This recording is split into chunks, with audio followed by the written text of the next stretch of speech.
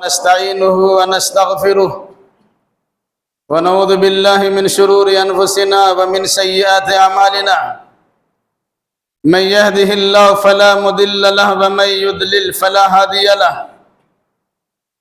وأشهد أن لا إله إلا الله وحده لا شريك له وأشهد أن محمدا عبده ورسوله يا أيها الذين آمنوا اتقوا الله حق تقاته ولا تموتن إلا وأنتم مسلمون يا أيها الناس اتقوا ربكم الذي خلقكم من نفس واحدة وخلق منها زوجها وبث منهما رجالا كثيرا ونساء واتقوا الله الذي تساءلون به والأرحام إن الله كان عليكم رقيبا يا أيها الذين آمنوا اتقوا الله وقولوا قولا سديدا يصلح لكم أعمالكم ويغفر لكم ذنوبكم ومن يطع الله ورسوله فقد فاز فوزا عظيما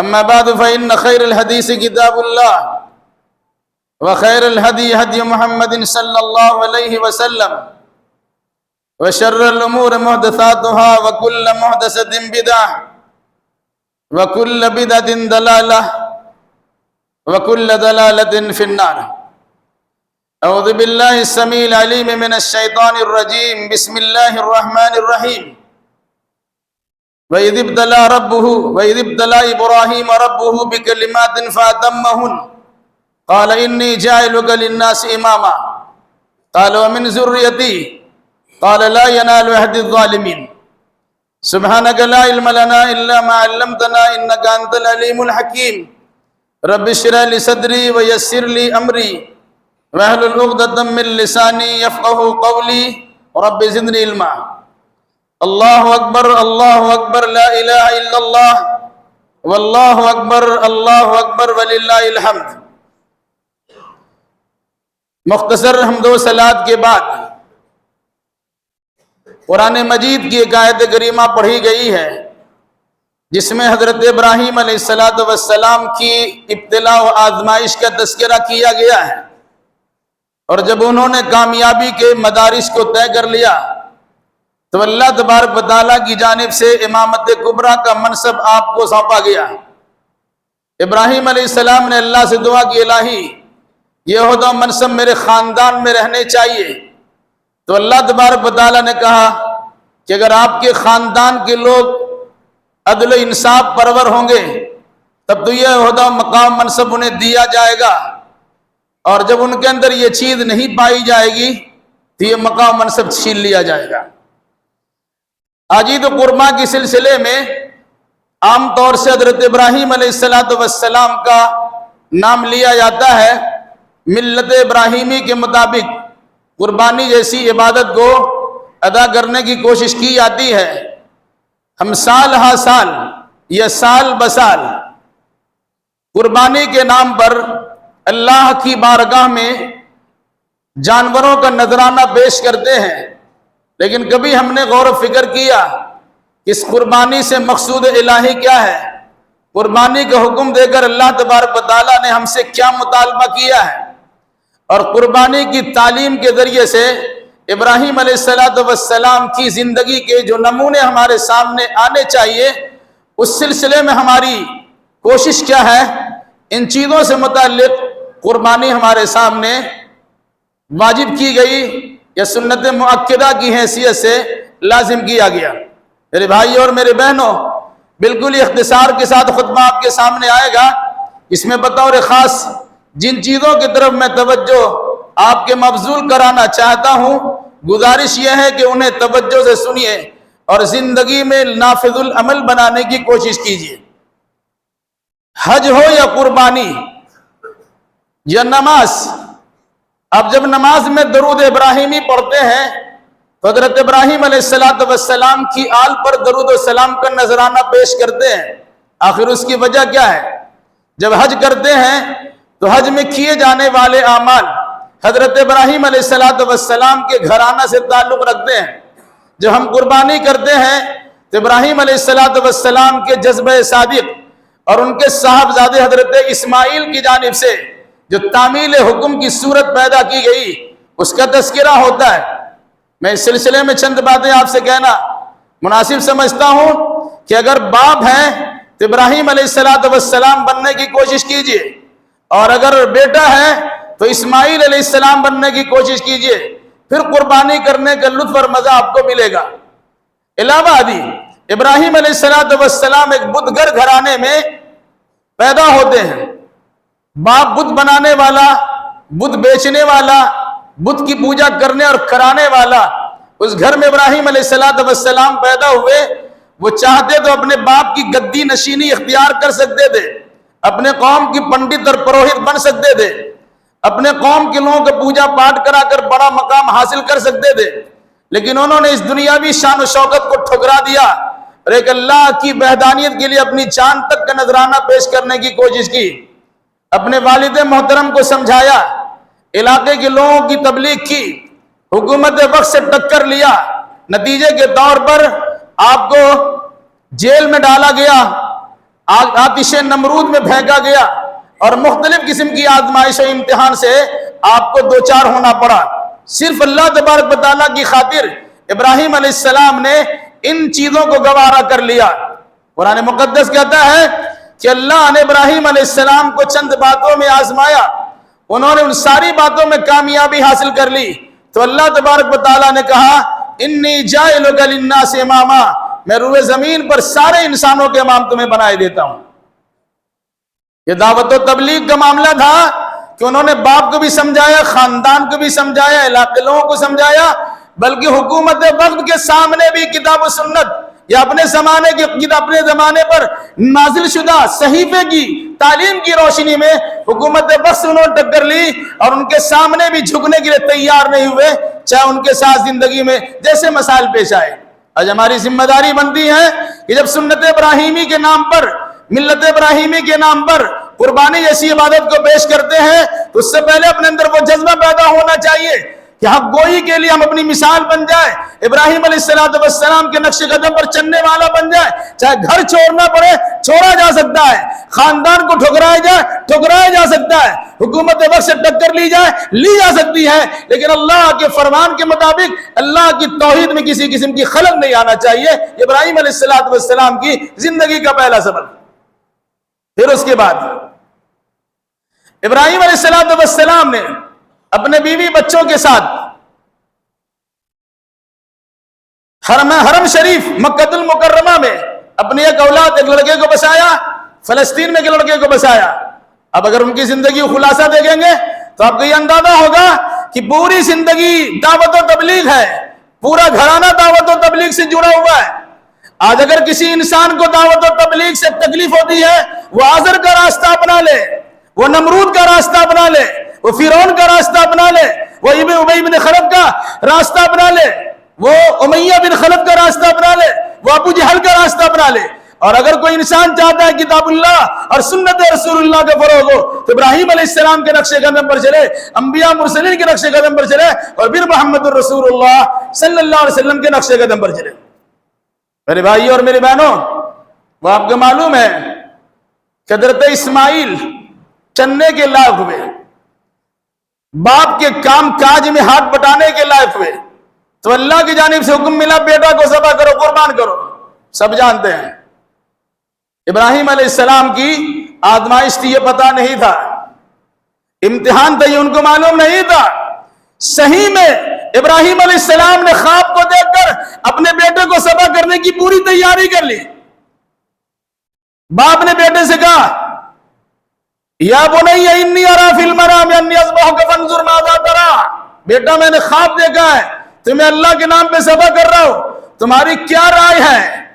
بیٹے نے کہا، اس باپ کا بیٹا تھا، کہا یا ابت افعل ما تؤمر ستجدنی انشاءاللہ من الصابرین، ابو جان کر گزری جس کا حکم دیا گیا، مجھے صبر کرنے والے پائیں گے۔ کیا درس ملا؟ باپ اگر کسی کام کے کرنے کا حکم دے، بیٹا اس میں ادھر ادھر نہیں کر سکتا۔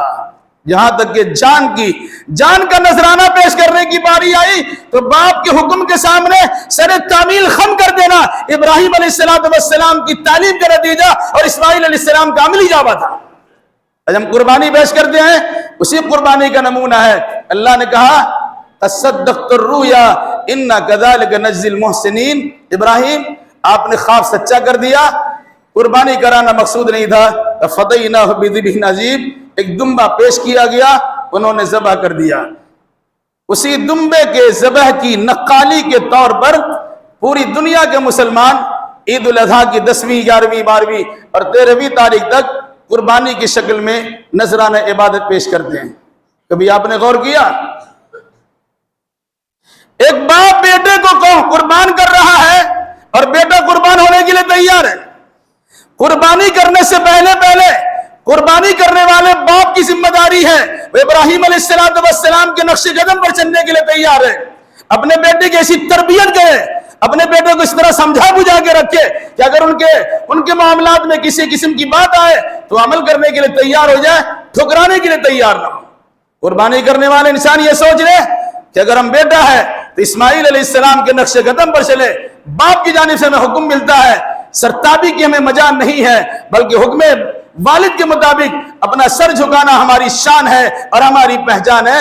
ابراہیم علیہ السلام اور ان کے بیٹے صاحبزادے حضرت اسماعیل کی قربانی سے متعلق یہ تعلیم ہمارے سامنے اور اسی پر بس نہیں ہے۔